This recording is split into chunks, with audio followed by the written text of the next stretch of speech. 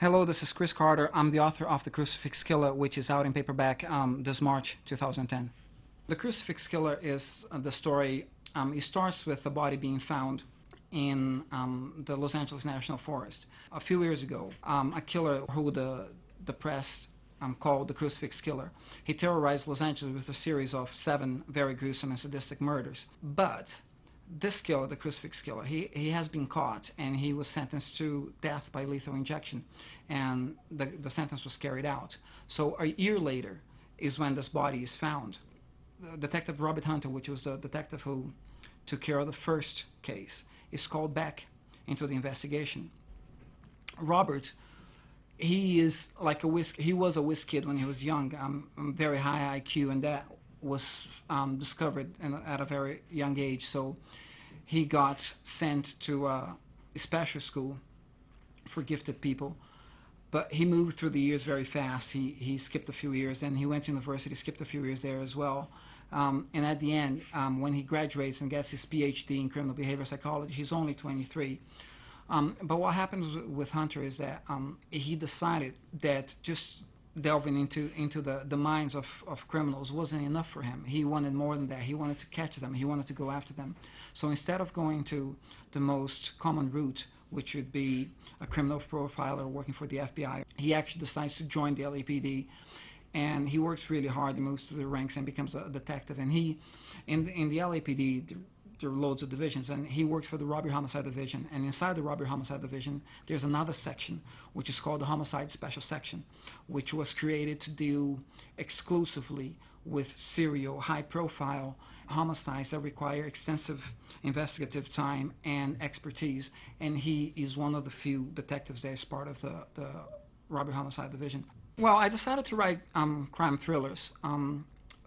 First and foremost is simply because they're more interesting to me. I love reading crime novels, and crime is always very, very interesting. There are so many sides and facts that alter the course of investigation.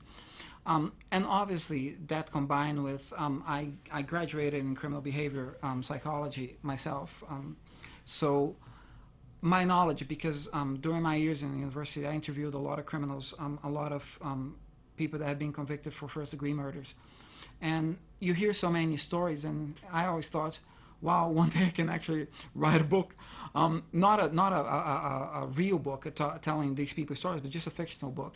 So basically, it was a combination of both. It's something that I always loved reading and everything, plus a little knowledge I had of the subject, a little in-depth knowledge I had of the subject. The Executioner is the second novel, which will be released in July 2010. It carries on with the same character, which is Robert Hunter, and his partner, Carlos Garcia. Again, the story comes about a year and a half after the Crucifix Killer, and is a new serial killer who is even more brutal than the Crucifix Killer. The first victim looks like a ritualistic kill, and that's the route that the investigation takes.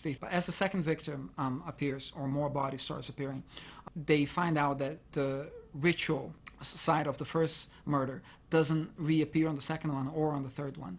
So that's a route that they have to let go. But what they do find out is that somehow this killer, he seems to be able to get inside his victims' minds, and he finds what scares them the most. And he kills them accordingly. So basically, he makes their worst nightmare come true. The main thing the hunter has to try to figure out and find the killer is, like, how can this killer know what scares his victims? Almost like if the killer was psychic and he makes their nightmares come true.